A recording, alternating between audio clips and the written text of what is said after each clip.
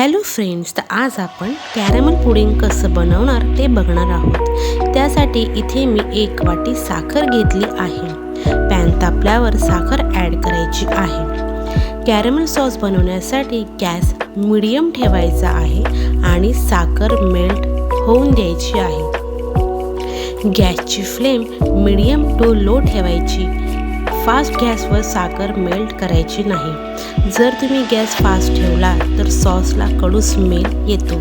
तुम्ही इथे बघू शकता हळूहळू साखरेला पाणी सुटायला लागले आहे। साखर आपली मेल्ट व्हायला लागली आहे।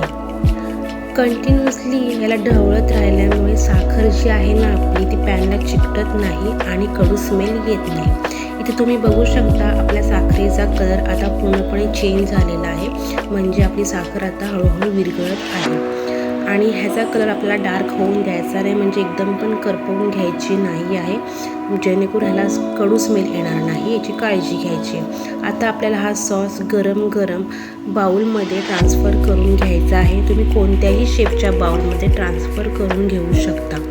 थंड झाल्यावर आपल्याला खूप हार्ड पडतो हा सॉस ट्रान्सफर करायला, कारण की हा पॅनला पूर्णपणे चिकटून जातो, म्हणून हा गरम गरमच आपल्याला ट्रान्सफर करून घ्यायचा आहे। इथे बघा आपण आता सॉस ट्रान्सफर करून घेतलेला आहे।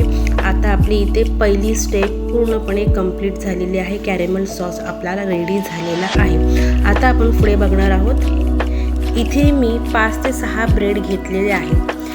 त्याचे साईडचे जे एजेस आहेत ते आपल्याला सुरीने कट करून घ्यायचे आहेत आणि बारीक कापून आपल्याला मिक्सरमध्ये बारीक ग्राइंड करून घ्यायचे आहे। इथे आपला आता बघा ब्रेड पूर्णपणे बारीक ग्राइंड करून झालेला आहे। अशा प्रकारे ब्रेड मस्त बारीक झालेला आहे। आपली ही सेकंड स्टेप आता पूर्णपणे कंप्लीट झाली। आता आपण पुढे बघणार। आता इथे मी दूध घेतलं आहे, अर्धा लिटर दूध घेतलं आहे। तुम्ही जसं पाहिजे तसं तुम्ही दूध घेऊ शकता। यामध्ये आपण गॅसची फ्लेम आहे ती हाय ठेवायची आहे। इथे मी 3 चमचे साखर ॲड केलेली आहे आणि कंटिन्युअसली चमचा फिरवत राहायचा आहे, कारण की दूध आपलं खाली लागून द्यायचं नाही आहे। इथे मी कस्टर्ड पावडर मँगो फ्लेवरची घेतली आहे। आपल्याला 3 चमचे कस्टर्ड पावडर घ्यायची आहे आणि त्याच्यामध्ये आपल्याला थोडंसं पाणी ॲड करून त्याची चांगली स्लरी बनवून घ्यायची आहे। व्यवस्थित मिक्स करून घ्यायचं, ह्याच्यामध्ये गुठळ्या पडून द्यायच्या नाही आहेत आपल्याला।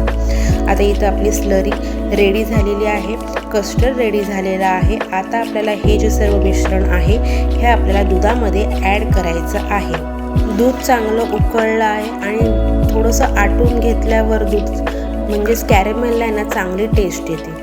आता आपण ही कस्टर्ड पावडर जी ॲड केलेली आहे त्याच्यामुळे बघा दूध आपलं मस्तपैकी घट्ट झालेलं आहे, थिकनेस चांगला आलेला आहे आणि कलर पण मस्त असा मँगोसारखा दिसत आहे। तुम्ही आता चांगलं व्यवस्थित ढवळून घ्यायचं आहे, चांगलं स्टेअर करत राहायचं आहे। दूध घट्ट झाल्यावर आता यामध्ये आपल्याला ब्रेडचं मिक्सचर कस्टर्डमध्ये ॲड करायचं आहे।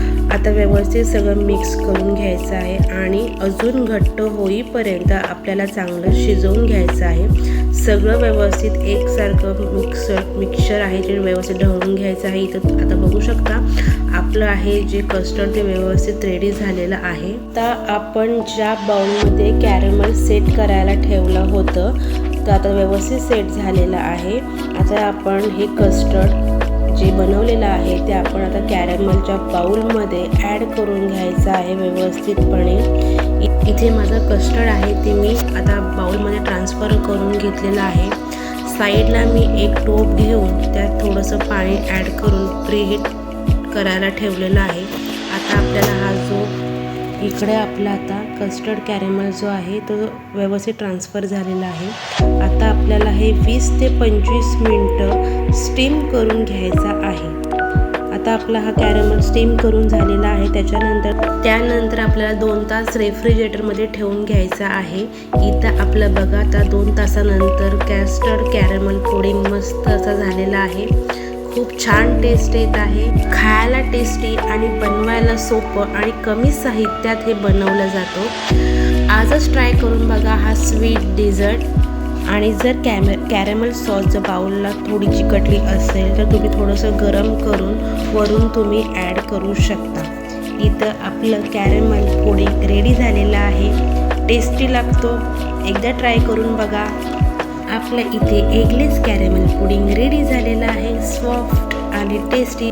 व्हिडिओ आवडल्यास लाईक, शेअर, सबस्क्राईब करा आणि एकदा ही रेसिपी ट्राय करून बघा.